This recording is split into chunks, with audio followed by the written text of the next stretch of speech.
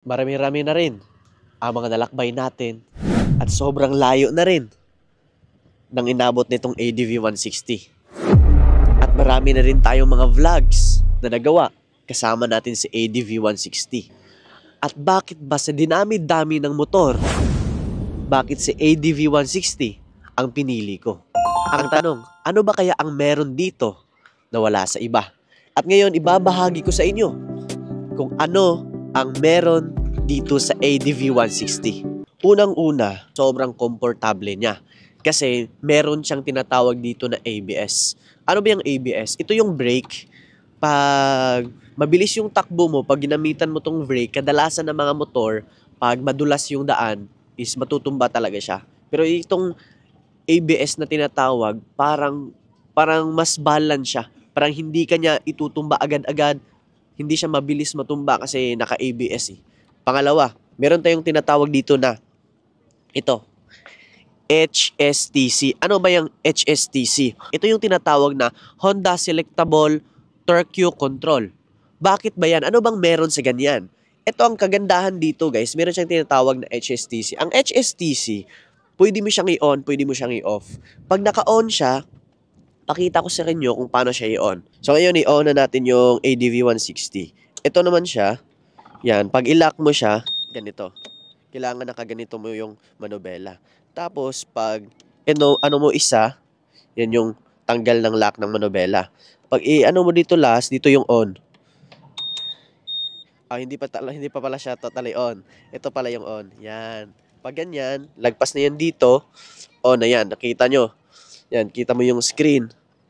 Yan, tapos paano na ba ito Paano ba ito pa-start? Ito, pa-start natin. Pakita ko sa inyo paano i-start. Una, hawakan nyo dito sa left na, na brake. I-brake nyo siya. Tapos, kailangan yung stand naman is, yung side stand is, hindi siya ganon yung side stand para mag-start siya. Tapos, ipindutin nyo ito.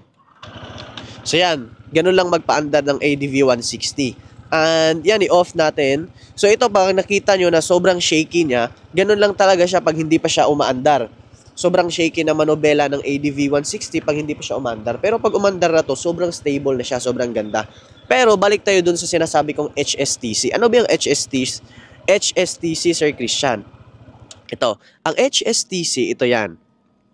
Yan, nakikita mo dito. Yan, lapit. Ito yung HSTC. Yan, dito sa itaas, meron siyang time, tapos meron siyang, ito sa battery, tapos yan, ito yung HSTC. Ano ba yung HSTC, Sir Christian? Yung HSTC, yan, ito yung kagandahan nito kasi, paano ba yan i-off, Sir? Paano ba yan i-on, Sir Christian? Yan, naka-on na yan, HSTC na yan. Pero pag i-off mo yan, ito, long press mo lang yan, just makalagay ito na ganito. Yan, may ganun na nakalagay. So, naka-off na yan. Pag naka-off na yan, ano bang advantage at disadvantage? Pag naka-off yan is para lang siyang normal na motor. Pag naka-on naman ito, pag naka-on naman yung yung HSTC, paano ba yan i-on? I-long press mo lang ulit dito sa right side. Oh, nawala na yung nakalagay dito.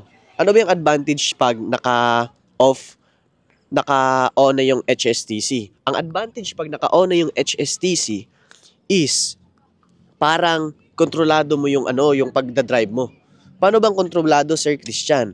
Like, parang binabalance na yung, for example na lang, pag hindi pantay yung gulong sa sa harap, hindi siya pantay, binabalance niya sa likod. Parang hindi siya basta-basta matutumba, parang pinapabagal niya. Sample na lang, hindi balance yung gulong sa harap, pinapabagal niya yung sa likod para mas makontrol at hindi ka basta-basta matutumba. Kaya ito yung advantage ng HSTC. Sa mga nagtatanong kung paano i-edit ang time dito sa monitor, dito sa ADV 160, ang gagawin nyo lang, una, is i-on nyo. Pangalawa, meron yung left na arrow, tsaka merong right na arrow. Ang gagawin mo, i-long press mo yung dalawa. I-long press mo yung dalawa, so kikislap na ito. Yan, pipiliin mo kung may nakalagay dyan na 12. Angat mo, 24 or 12, depende sa iyo kung anong pipiliin mo. So 12 yung gusto ko. Tapos yan, kislap yan, i-click mo yan dito. Ganun lang kabilis. Yan, alas 4 na pala ngayon. Sa mga nagtatanong about dito sa box, sa U-box ng ng ADV 160 ngayon, i-reveal ko na sa inyo kung gaano kalaki ang storage back dito. So ngayon, pakita ko na sa inyo. So yan. Ito yung storage box ng ADV 160. Baka nagtataka kayo bakit ito yung ano ko, yung nasa likod ko. Pero ito, binili ko lang to. Kasi nilagyan ko to ng box dati. Pero ngayon, hindi ko na nilagyan kasi nasira yung box na binili ko. Tapos ito yung bag ko.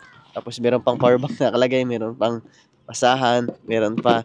Tapos dito naman nakalagay yung battery. Yan, ito yung battery ng ADV 160. Pakita ko sa inyo. Yan yung battery. Tapos nandito naman yung mga fuse ng ADV 160. Tapos yan, ibalik na natin. Hindi natin yan bubuksan-buksan kasi hindi natin alam yung lahat ng yan, ng process na yan. So bakit nga ba talaga si ADV 160 ang pinili ko? Bakit hindi big bike? Bakit hindi NMAX? Bakit hindi iba? Bakit sa ADV? Kasi ang gusto ko kasi, ito talaga kasi umaakit ng bundok. Tapos hindi siya basta-basta nasisira kasi nga advance nga siya kaya nga siya ADV Tapos dito nilalagay yung mga yung mga bigas, kadalasan ng mga pinamimigay namin, ng mga grocery, ng mga foods. Dito namin nilagay yung mga food pack. Thank you pala kay Tita Marilyn, Tito Joe, Lolo Tony, and shout out din kay Sir Carlos. Dito kasi namin ilagay. And thank you pala kay Sir Carlos kasi Sir Carlos po yung nag-monthly ng motor na to. Dahil kay Sir Carlos, meron tayong motor ngayon na ADV kasi siya yung nag-monthly. And shout out din ako kay Sir Joey kasi isa din si Sir Joey sa tumulong na nag-monthly, isa din si Sir Joey sa tumulong para makuha natin to, yung down payment natin. Thank you so much po. Kaya dito nilalagay yung mga bigas guys. Dito, sobrang laki talagang tulong ng ADV 160 na to. So ayun guys, i-test drive natin itong motor natin na ADV kung okay ba talaga siya at stable ba talaga siya. Pero before that, kailangan mag-wear muna tayo ng helmet. Kailangan talaga naka-helmet. Diba? Hindi pwedeng hindi naka-helmet. So ngayon, start na natin. So ngayon, start na natin patakbuhin itong ADV 160 natin kung maganda ba talaga siya. Ngayon, test drive na natin guys. Yan, wala na siyang shake.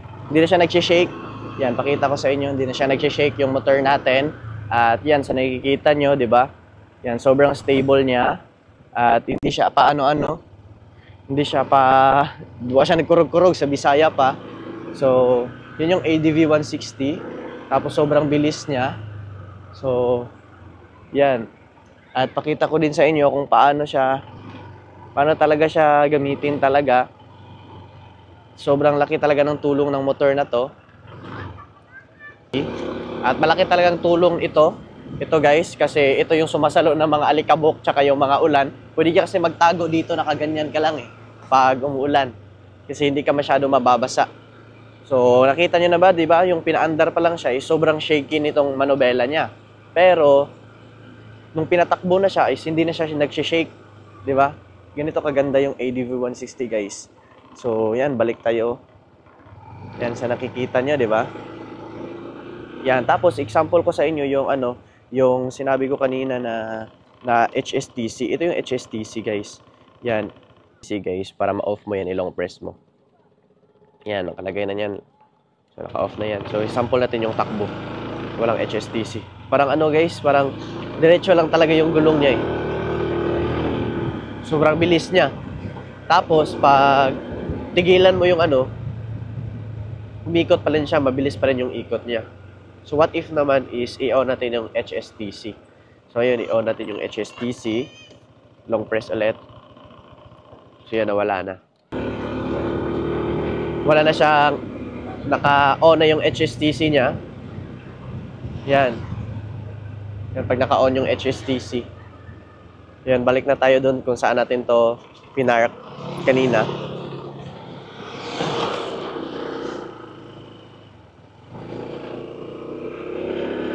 So ngayon guys, ito naman, meron din siyang para charge dito. Yan, nakalagay siya dito guys Yan, ito pwede mo siya i-charge dito. Meron siyang dito. Tapos sobrang safe niya kasi dalawang cellphone nilagay ko pero sobrang okay siya. Kasi hindi siya matatapon. Yan, ganun lang siya. Pag buksan mo naman, press mo lang. Tapos ito naman yung remote ng guys. Pag binili mo siya cash, dalawang ganito yung ibibigay nila. Dalawang remote. Tapos pag inutang mo naman siya, isa lang. Since hindi pa natin siya na fully paid, isa pa yung remote na meron tayo. So, paano ba to siya i-on? Ito naman yung nakalagay na ganito. Yung nakalagay na ganito, yun yung papatunog ng na motor natin.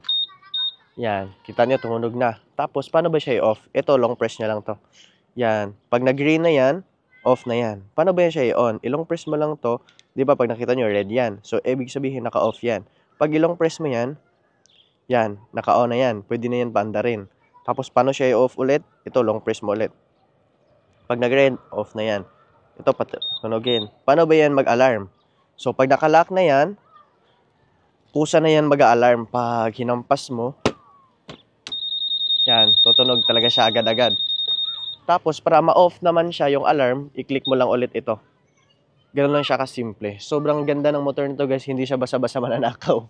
Kasi nga, meron siyang alarm, at sobrang updated. Sobrang updated ito, kaya nga ADV 160. Kaya sa mga, if ever nagustuhan nyo yung video na to, yung vlog na to, don't forget to click like, comment, and share, and subscribe. And click nyo din yung notification bell para always yung updated sa lahat ng videos na upload natin. So always natin kasama itong ADV 160 at magre-reveal pa tayo ng ibang motor soon. Comment lang kayo para at least makita namin yung mga concerns nyo and mga gusto nyong i-reveal natin. Thank you for watching and shout out kay Tita Marilyn, Tito Joe, and Lola Tony, and Sir Carlos, and Sir Joey. Thank you so much. Bye-bye.